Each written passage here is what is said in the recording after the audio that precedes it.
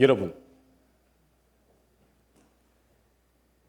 혹시 나의 극심한 공포 때문에 자신의 생명보다도 소중하다고 생각했던 사람을 배신하고 그를 좌절과 극심한 슬픔 가운데로 몰아넣어 보신 적이 있으십니까?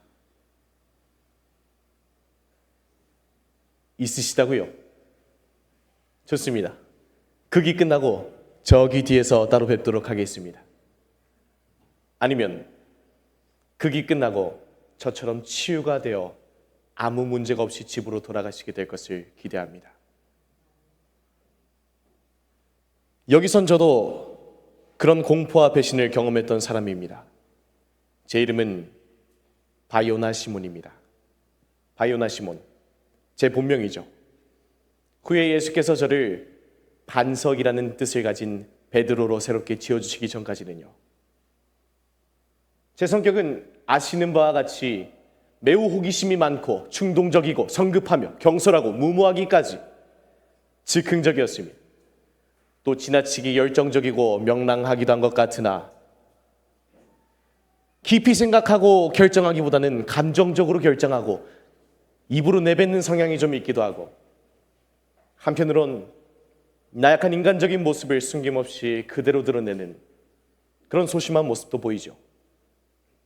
요즘 젊은 친구들이 하는 MBTI 검사에서는 ESFP로서, 그러니까 주변 사람들과 잘 어울리고 새로움에 대한 호기심이 많은 성격의 유형이라고나 할까요? 성격이야 그렇다 치고 지난 3년은 제게 있어 모든 것이 꿈만 같은 시간이었습니다. 갈릴리 호숫가에서 동생 안드레와 그저 입에 풀칠이 나려고 고기잡이를 할 때였습니다. 그때 주님은 지식도 힘도 돈도 없는 저에게 사람을 낚는 어부가 될 것이라며 따라오라고 하더군요. 조금 당황스럽긴 했지만 호기심 많은 저의 성격에 그 즉시 배와 그물을 버려두고 주님을 따랐고 이후 주님의 제자가 되었습니다. 매일같이 반복되는 고기잡이의 일상이 조금 지겹기도 했고, 제 배를 타고 군중들에게 하신 말씀도 그렇고 따라다니며 말씀을 듣다 보니 차츰차츰 제 마음에 이분이 우리가 기다리던 메시아가 틀림없다는 생각을 하게 되더군요. 저는 그렇게 다른 친구들과 함께 3년여간 예수님을 따라다녔고 수많은 이적과 표적들을 보며 신기했고 많은 감동과 진리의 말씀에 깨달음도 컸습니다. 지금은 그 모든 게 잊을 수 없는 소중한 추억이 되었죠.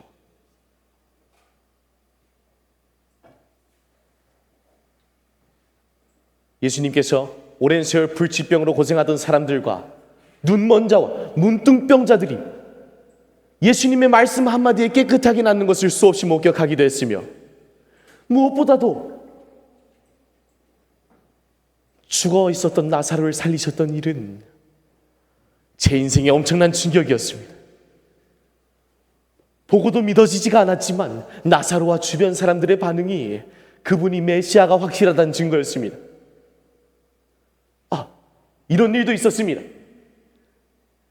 갈릴리 바다 한가운데 폭풍으로 겁에 질린 우리들과 바다를 말씀 한마디로 조용하게 잠재우시기도 하셨죠. 또 있네요. 한 번은 바다를 걸어 우리가 탄 배로 오시던 주님을 향해 저도 도전을 외쳤죠. 그랬더니 주님께서 오라며 손을 내미시는 거예요. 저는 용기를 내어 바다로 올라섰고 용기 100배에서 한두 걸음 내딛는 찰나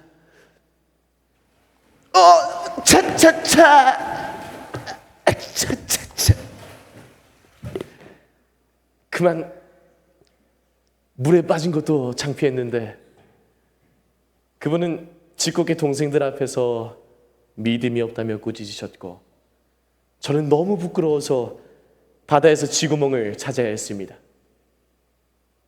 한 번은 어린아이의 도시락 하나로 5천 명 이상이 먹었는데도 12강주를 남기는 그런 기적들을 경험한 우리는 얼마나 신이 났는지 세상 다 가진 것 같았습니다. 그런데 말입니다.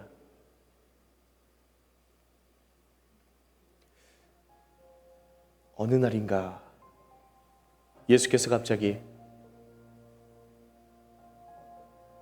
사람들이 나를 누구라 하느냐 하는 물음에 어떤 제자가 소문으로는 세례 요한, 더러는 엘리야, 또 어떤 동생은 예레미야나 선지자 중에 하나라고 합니다 라며 앞다투어 말씀을 드렸더니 자칫 심각한 표정으로 그럼 너희는 날 누구라 하느냐? 모두들 서로를 멀뚱멀뚱 쳐다보았고 그때 저는 용기를 내어 정답을 외쳤습니다. 주는 그리스도시요 살아계신 하나님의 아들입니다. 주님은 미소를 지으며 바요나 시모나 내가 복이 있다. 너는 앞으로 이름을 베드로라 부를 것이고 내가 내 이름 위에 나의 교회를 세울 것이니 음부의 권세가 이기지 못할 것이다. 지금부터 제 이름은 베드로입니다. 이렇게 주님의 칭찬을 들었던 저는 더 열심히 주님의 사역 현장을 따라다니며 섬겼습니다. 하지만 저 베드로는 부끄럽게도 평생 씻지 못할 끔찍한 사건의 주인공이 되고야 말았으니 오늘 그 고백을 여러분들과 함께 나누려고 합니다. 다 아신다고요? 그 닭이 울었다는 그 얘기라고요? 여기 계신 대부분이 다 아시는 이야기라고요? 이거 많이 부끄럽네요. 그러나 여러분, 이 극의 엔딩을 위해서 지금은 협조를 부탁드립니다. 반반 치킨 얘기만 나와도 부끄러워지는 그 유명한 사건, 전 세계인이 다 아는 사건이지만 혹시 모르시는 한 분을 위해서 처음 들으시는 것처럼 리액션 크게 해주시면 감사하겠습니다.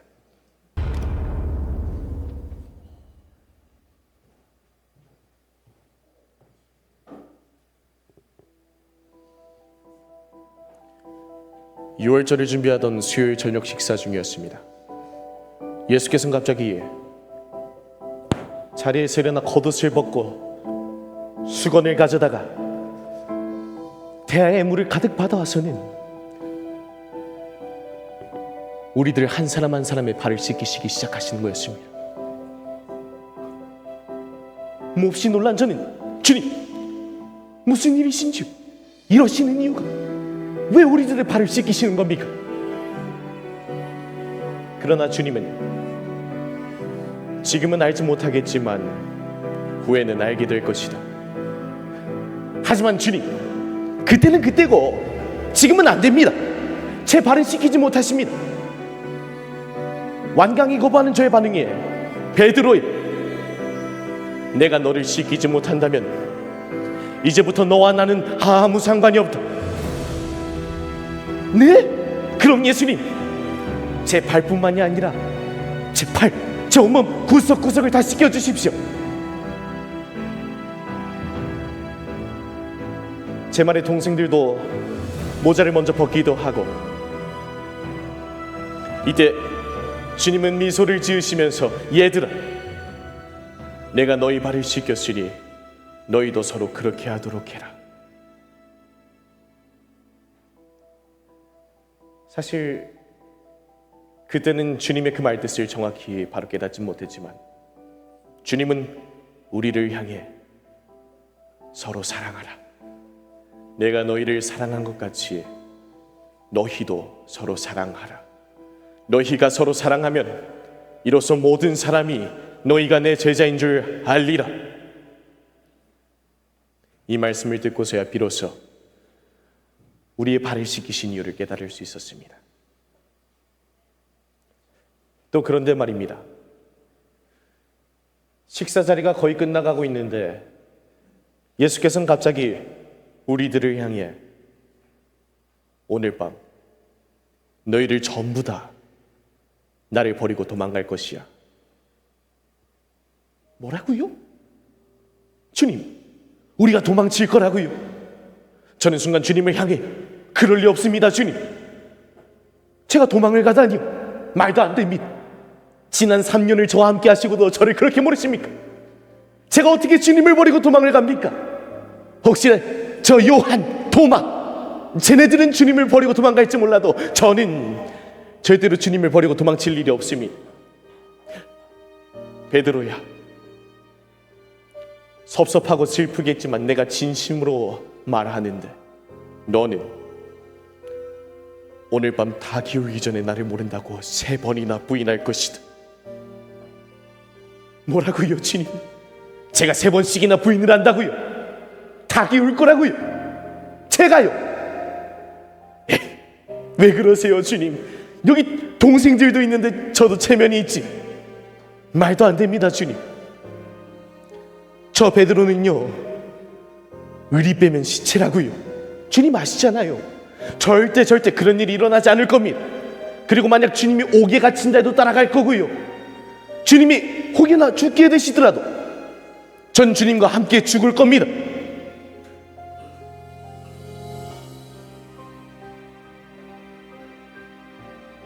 제가 주님을 모른다고 부인하는 일은 결코 없을 겁니다.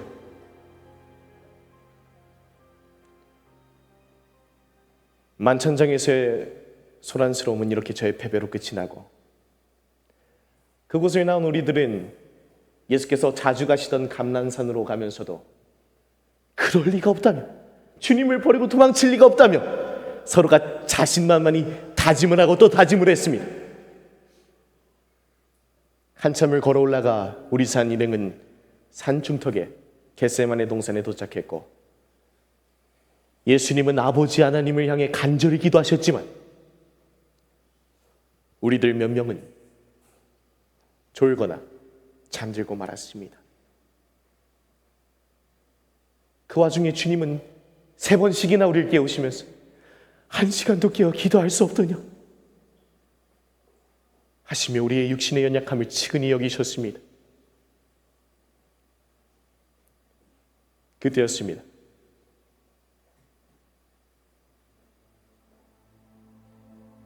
우리의 다짐과 각오를 허무는 사건의 시작이 가까이 다가오고 있었습니다. 저기 저 산 아래로부터 횃불을 밝힌 한 무리의 군중들이 올라오는가 싶더니 점점 가까워진 무리들은 군인들처럼 칼과 몽둥이 등으로 무장했고, 그 앞에는 우리의 친구 가룟 유다가 보였습니다. 저는 반가움에 유다! 순간 유다는 저를 지나쳐 스승을 향해 달려갔고, 가까이 다가온 그들은 주님을 잡으려고 달려들었습니다. 짧은 순간 뭔가가 잘못됐다고 느낀 저는 앞서 다가오던 사람을 막아서며 칼로 그를 내리쳤습니다. 소리와 함께 앞사람은 쓰러졌고, 순간 그들이 멈칫하는 사이, 아니, 주님은 앞서 쓰러진 다친 자의 귀를 고치시기 시작하시더군요.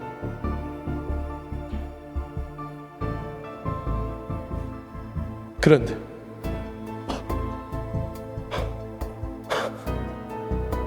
제 주변에 소란스러운 움직임에 뒤를 돌아보는 순간 세상에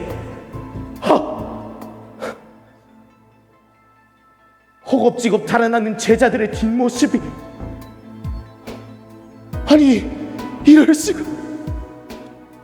이 동산을 오를 때까지만 해도 절대 도망하지 않겠다던, 죽음까지도 함께 하겠다더니 어떻게 이럴 수가. 믿을 수가 없었습니다.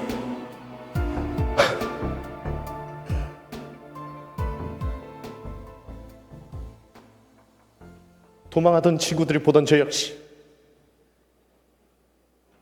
그들로부터 주님을 막아서 보려는 노력보다는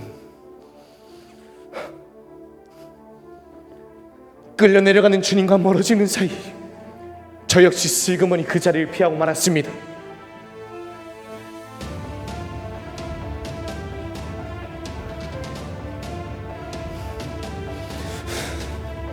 나를 버리고 도망할 것이라던 주님의 말씀,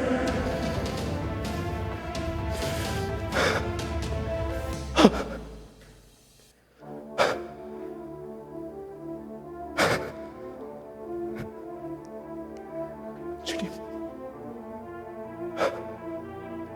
죄송합니다. 주님, 잘못했습니다. 어떻게 하다 일이 이렇게 되어야 했는지.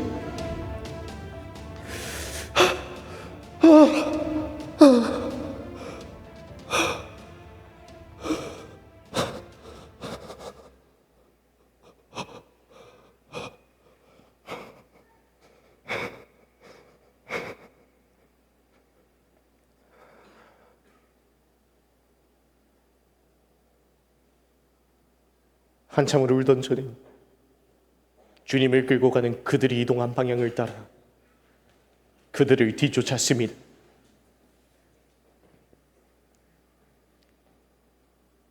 저 멀리 대제사장 가야바의 집, 늘 중앙에 서 계신 주님의 모습을 보는데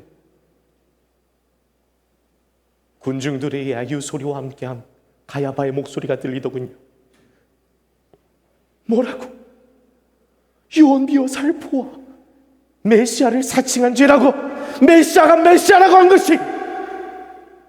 저는 그분이 메시아가 맞다 소리치고 싶었지만 겨우 마른 침만 삼키며 그 광경을 바라보아야만 했습니다. 주님은 아무런 말씀이 없으셨고 장로들과 성난 군중들은 거짓 증언들을 쏟아내며 십자가에 못 박으라 소리쳤습니다. 불과 4일 전까지만 해도 호산나 호산나 하며 주님을 환영하던 그들이 왜 이렇게 돌변했을까? 제 마음속 한켠에는 주님께서 능력을 발휘하시면 저들의 입을 막으시고 내가 메시아다, 큰 소리로 저들을 향해 당당히 선포하실 수도 있을 것이라는 그런 기대감도 없지 않았던 것 같습니다.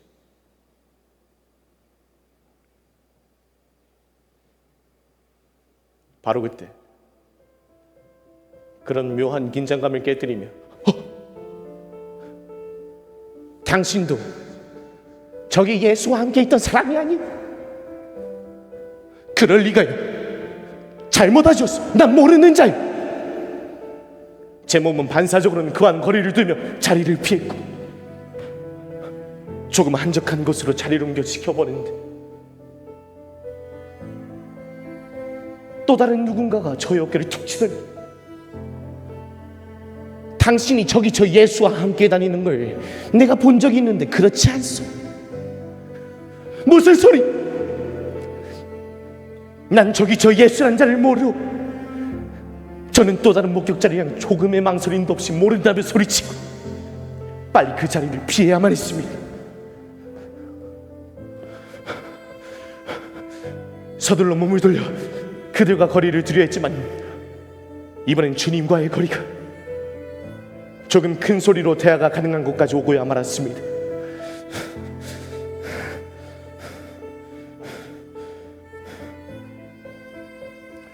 멈출 것 같은 숨을 몰아쉬며 고개를 드는데 당신의 말투로 보아 당신은 틀림없는 갈릴리 사람이야. 저기 저저와 조금 전 동산에 갇히는 걸 보았는데 왜 모른다고만 하는 거지? 이 양반이 지금 무슨 소리를 하는 거야? 맹세코 말했는데 저기 저 예수란 죄수랑은 저 죄인이랑은 알지도 못하니 생사람 잡지 마시오. 나는 저주의 말에 맹세까지 하며 딱 잡아떼었고 그 자리를 벗어나는가 싶은 순간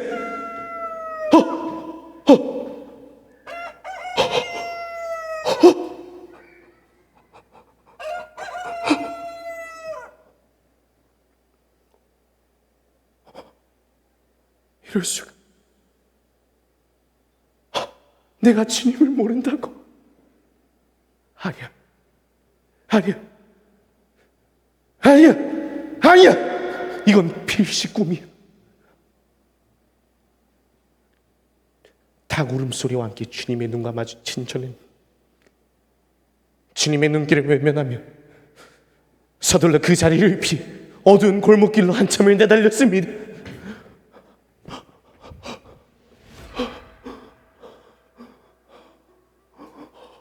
얼마나 시간이 흘렀을까요? 골목 어기까지 도망쳐 담벼락에 기대 울던 저는 후회스러운 순간들이 밀려와 어린아이처럼 온몸을 고르고 울고불고 회개하며 발버둥을 쳤지만 주님, 잘못했습니다. 주님, 용서해 주세요. 주님. 저의 통곡 소리에 제가 놀라며 자꾸만 증폭되는 후에 제 몸은 어찌할 바를 몰랐습니다. 그럴 때마다 다시금 닭 울음소리가 제게 들렸습니다.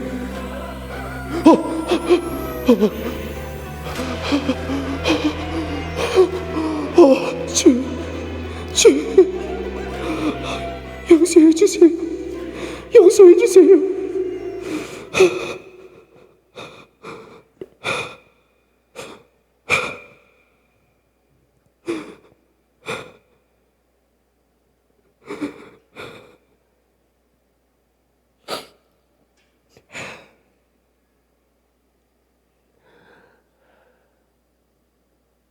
그날 그 배신의 밤에 그리스도를 부인했다는 사실 못지않게 그리하지 않겠노라 장담했던 사실이 통탄스러웠습니다. 한 번도 아니야, 3번씩이나. 3번의 부인도 끔찍한데 굳이 저주까지 해야 했을까?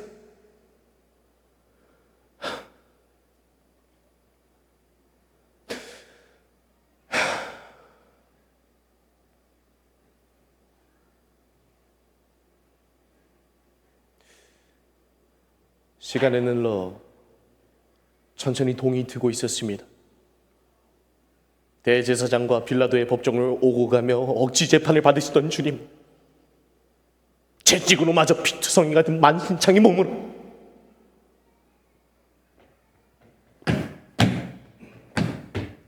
십자가를 짊어지고 골고다를 향하셨고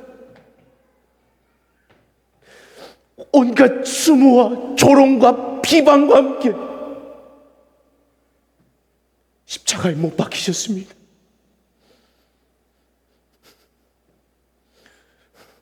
이 땅에서의 임무를 완벽하게 완성하신 주님은 다 이루었다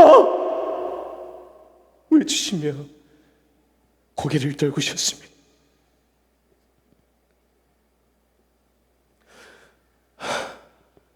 주님, 용서해 주세요.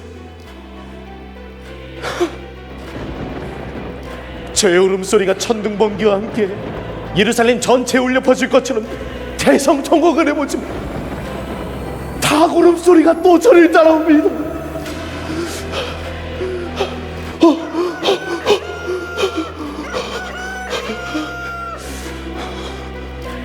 그때마다 저도 모르게 더 멀리 도망쳤습니다.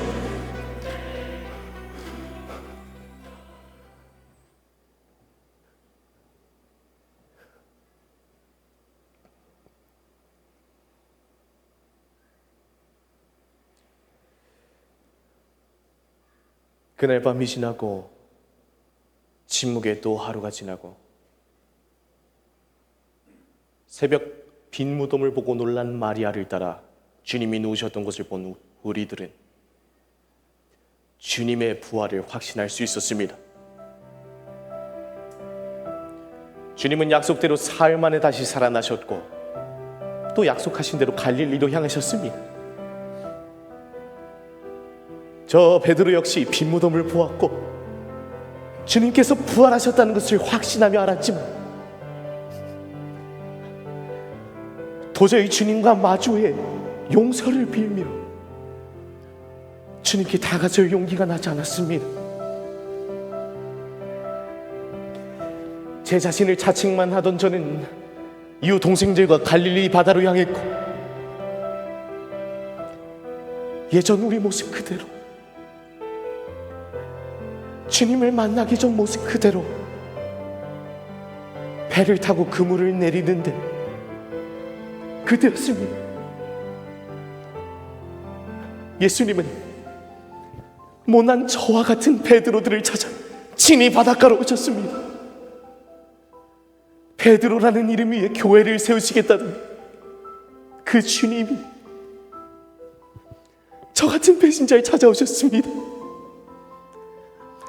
그리고 그곳에서 주님은 저를 위해 어떤 선물을 준비하셨는지 아십니까? 숯불 위에는 생선이 지글지글 익고 있었고 빵이 놓여 있었습니다. 손수 아침 식사를 준비하고 그 자리로 배신자인 저를 친히 찾아오셨습니다. 지옥의 파괴자요, 천국의 지배자께서 우리들에게 친히 먹으라 권하셨고, 이 권유가 누구보다도 고마웠던 사람은 저 베드로였습니다. 사탄의 술수에 넘어갔던 사람이 이제는 하나님의 품 안에서 빵과 생선을 먹고 있습니다. 변절자 베드로가, 배신자 베드로가 그리스도의 식탁에 초대받은 것입니다. 빵과 생선을 건네신 예수님은 변절자인 저를 향해 베드로, 나를 사랑하느냐?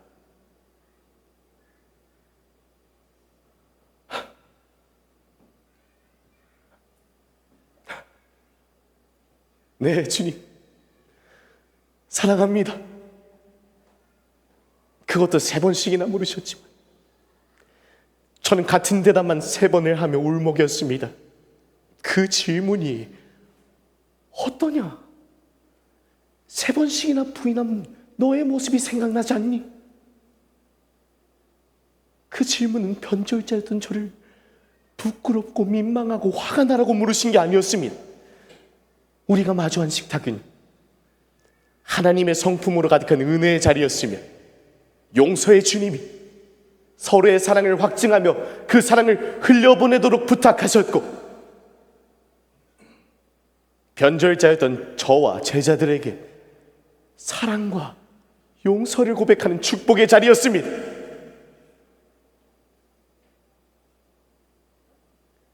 예수님은 사탄의 눈앞에서, 그러니까 다윗의 표현을 빌리자면 원수의 목전 앞에서 상을 차려주셨습니다. 바로 이것이 선한 목자께서 우리와 여러분을 위해 하신 첫 번째 일입니다. 거짓말쟁이, 비겁한 배신자였던 우리들에게, 사탄의 올무에 걸려 벗겨져 수치심으로 가득한 우리들에게 내가 너희를 위해 식탁을 준비했다. 주저 말고 호너라. 무슨 염치로? 주님, 저는 죄인입니다. 저는 못 갑니다. 안 됩니다를 외쳐보지만 주님은 못자국 난 손을 펴시며 오라. 스스로 자격이 없다고 생각하는 사람은 오라. 당혹스럽고 의심이 가득한 사람들도 다 와서 함께 먹으라 하시며 우리를 부르십니다. 주님, 부르시니 순종하겠습니다. 주님, 이제부터는 감사함으로 그 식탁에 마주 앉겠습니다. 십자가에 못 박혀 돌아가신 예수님께서는 예언대로 부활하셨고 친히 우리를 찾아오셔서 우리 모두를 향해 내가 세상 끝날까지 너희와 항상 함께 있을 것이다 라는 약속의 말씀과 오늘 여러분들을 멋지고 맛있는 사랑과 용서의 식탁으로 초대하셨습니다. 주님이 차려주신 이 식탁에 초대받은 당신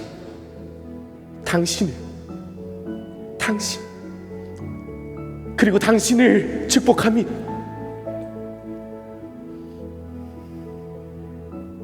전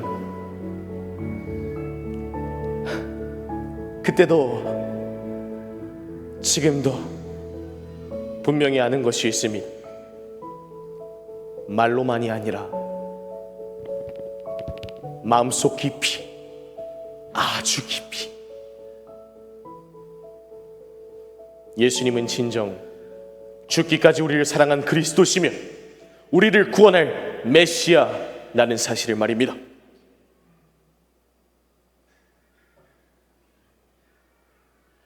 이젠 자신 있게 내 입술로 고백할 수 있습니다.